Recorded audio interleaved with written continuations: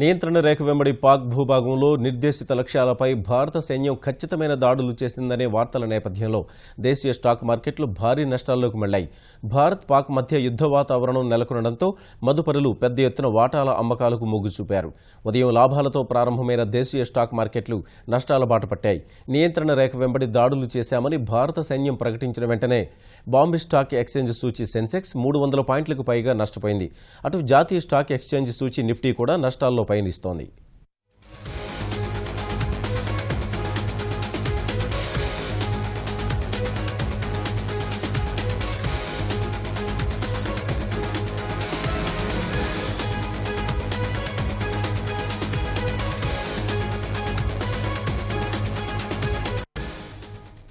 నియంత్రణ రేఖ వెంబడి పాక్ భూభాగంలో నిర్దేశిత లక్ష్యాలపై భారత సైన్యం ఖచ్చితమైన దాడులు చేసిందనే వార్తల నేపథ్యంలో దేశీయ స్టాక్ మార్కెట్లు భారీ నష్టాల్లోకి మళ్లాయి.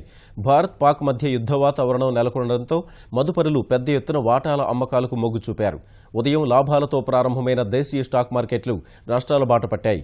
నియంత్రణ రేఖ వెంబడి దాడులు చేశామని భారత సైన్యం ప్రకటించిన వెంటనే బాంబే స్టాక్ ఎక్స్చేంజ్ సూచీ సెన్సెక్స్ 300 పాయింట్లకు పైగా నష్టపోయింది. అటు జాతీయ స్టాక్ ఎక్స్చేంజ్ సూచీ నిఫ్టీ కూడా నష్టాల్లో పయనిస్తోంది.